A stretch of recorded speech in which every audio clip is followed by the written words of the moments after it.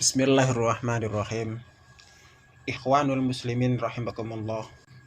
Saya akan menguraikan sedikit kata-kata hikmah dari Imam Al-Ghazali. Beliau adalah ulama besar tasawuf yang penuh dan banyak kata-kata hikmah yang beliau catat dalam sebuah karya-karyanya. Mari kita dengarkan ungkapan dari beliau. Bismillahirrahmanirrahim. Doakanlah temanmu baik selagi hidup maupun sesudah dia meninggal dunia. Selanjutnya, kerjanya seorang guru tidak ubahnya seperti kerjanya seorang petani yang senantiasa membuang duri serta mencabut rumput yang tumbuh di celah-celah tanamannya. Artinya membersihkannya daripada benalu-benalu yang akan merusak tanaman. Terus, barang siapa yang berumur melebihi 40 tahun, sedangkan kebaikannya masih belum melebihi kejahatannya, maka layaklah ia mempersiapkan dirinya untuk memasuki neraka. Na'udzubillahi min dzalik. Semoga kita dilindungi oleh Allah dari perbuatan-perbuatan yang tidak baik. Lanjut. Kita tidak akan sanggup mengekang amarah dan hawa nafsu secara keseluruhan hingga tidak meninggalkan bekas apapun dalam diri kita. Namun jika mencoba untuk mendalikan keduanya dengan cara latihan dan kesungguhan yang kuat, tentu kita akan bisa. Mudah-mudahan. Sifat utama pemimpin ialah beradab dan mulia hati. Ini terutama untuk para pemimpin, entah itu para ulama, para pejabat dari presiden sampai RT, agar senantiasa kebaikan selalu ada pada masyarakatnya, pada bangsanya. Lanjut.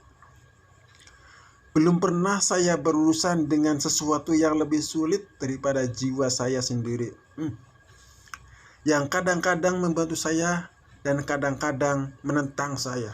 Benar juga.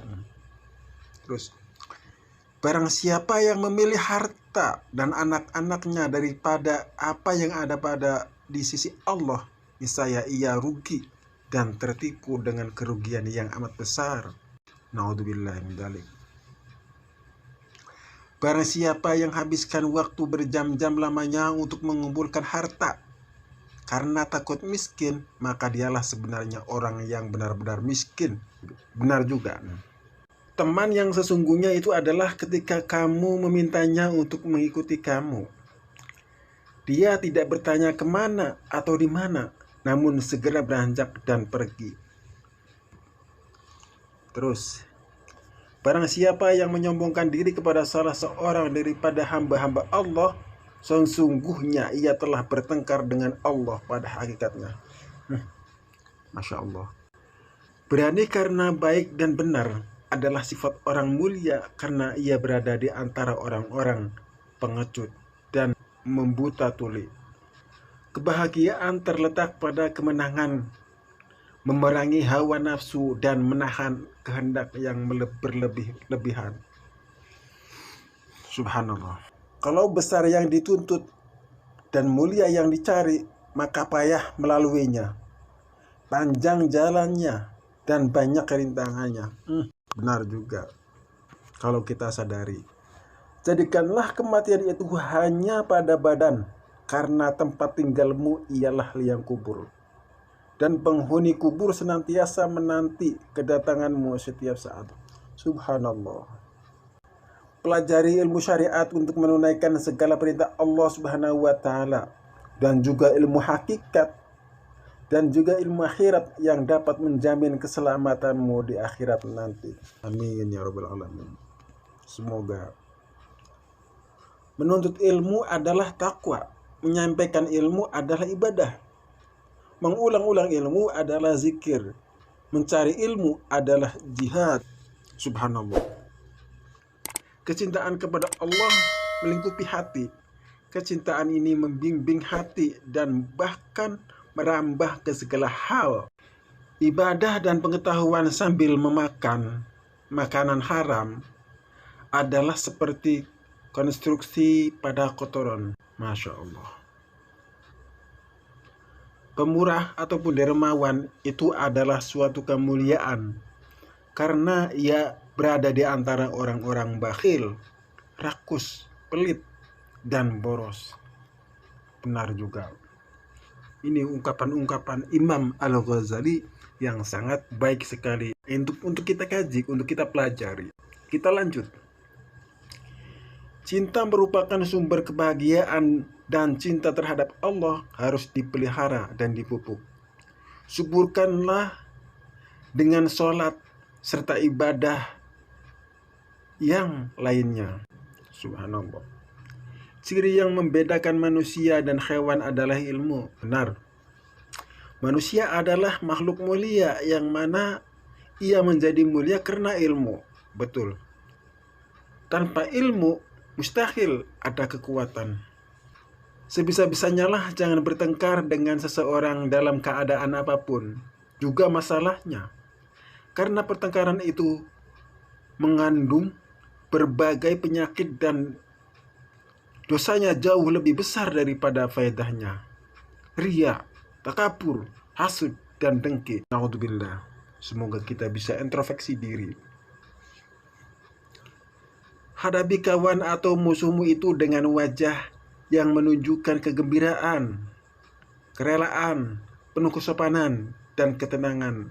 Jangan menampakkan sikap angkuh dan sombong. Betul. Nanti lawan yang akan menjadi musuh kita, dia berbalik akan menjadi baik dan dia tidak akan marah-marah lagi kepada kita. Terus lanjut. Carilah hatimu di 3 tempat.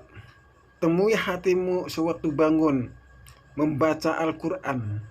Tetapi jika tidak kau temui, carilah hatimu ketika mengajarkan sholat. Jika tidak kau temui juga, carilah hatimu ketika duduk tafakur, mengingat mati. Jika kau tidak temui juga, maka berdoalah kepada Allah, mintalah hati yang baru, karena hakikatnya pada ketika itu kau tidak mempunyai hati. Subhanallah. Terus lanjut. Jika berjumpa dengan anak-anak, bahwa anak-anak itu lebih mulia daripada kita. Karena apa? Karena anak-anak itu belum banyak melakukan dosa daripada kita. Apabila bertemu dengan orang tua, bahwa dia lebih mulia daripada kita, karena dia sudah lama beribadah. Introspeksi buat kita. Jika berjumpa dengan orang alim, dia lebih mulia daripada kita karena banyak ilmu yang telah mereka pelajari dan ketahui. Masya Allah. Apabila melihat orang jahil, mereka lebih mulia daripada kita karena mereka berbuat dosa dalam kejahilannya, sedangkan kita berbuat dosa dalam keadaan mengetahui. Subhanallah. Semoga kita bisa muhasabah diri agar kita tidak sombong. Jika melihat orang jahat, jangan anggap kita lebih mulia, karena mungkin suatu hari nanti dia akan insaf dan bertaubat atas kesalahannya. Kuletakkan arwahku di hadapan Allah dan tanamkanlah jasadku di lipat bumi yang sunyi senyap, namun ku akan bangkit kembali menjadi sebutan dan buah bibir umat manusia di masa depan. Semoga kita bisa seperti itu. Tentunya kita harus banyak amal baik, banyak berbuat baik kepada sesama. Lanjut. Ilmu yang pertama disebut ilham dan hembusan dalam hati. Ilmu yang kedua disebut wahyu dan khusus untuk para nabi. Kita dapat mengakui bahwa setiap orang yang mengaku beragama itu pasti mempunyai segala sifat-sifat yang baik. Terus, dahulukanlah temanmu daripada dirimu sendiri dalam masalah duniawi. Atau paling tidak, hendaklah bersedia memberikan bantuan materi kepada temanmu yang memerlukannya. Semoga kita bisa melakukannya. Lanjut. Bantulah sekuat tenaga temanmu yang sedang memerlukan sebelum dia meminta bantuan. Dermawan, baik hati. Maafkanlah temanmu yang sedang berbuat kesalahan dan jangan sekali-kali mencelanya. Inilah orang yang baik, bijaksana. Lanjut. Yang jauh itu waktu, yang dekat itu kematian, yang besar itu nafsu, yang berat itu amanah, yang mudah itu berbuat dosa, yang panjang itu amal soleh, yang indah itu saling memaafkan. Sungguh ini adalah suatu agar kita bisa muhasabah diri, untuk bisa introspeksi diri agar lebih baik. Lanjut. Nafsu adalah suatu keinginan untuk melakukan hal-hal yang berlawanan dengan ajaran agama, hukum. Apabila dalam kehidupan ini sudah dikuasai nafsu, maka kehidupan ini akan semrawut. Kita tidak tahu lagi mana yang halal, mana yang haram, mana yang jadi milik kita, mana yang jadi hak orang lain. Orang-orang yang dikuasai hawa nafsu dalam kehidupannya dikatakan dalam firman Allah dalam surat Al-A'raf ayat 179 yang artinya, dan kami jadikan untuk isi neraka jahanam kebanyakan dari golongan jin dan manusia. Mereka mempunyai hati tetapi tidak dipergunakan. Mereka mempunyai mata tapi tidak dipergunakan untuk melihat tanda-tanda kekuasaan Allah. Mereka mempunyai telinga tetapi tidak digunakan untuk mendengar ayat-ayat Allah. Mereka itu sebagai binatang ternak. Bahkan mereka lebih sesat lagi. Mereka itulah orang-orang yang lalai. Inilah gambaran kehidupan yang dikuasai nafsu. Astagfirullahaladzim. Semoga kita bisa menjauhi, kita bisa mengkang daripada hawa nafsu yang seperti itu.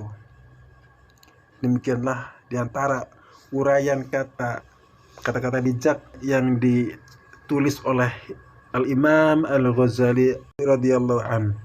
Mudah-mudahan bermanfaat untuk kita semua. Dan saya akhiri, wassalamualaikum warahmatullahi wabarakatuh.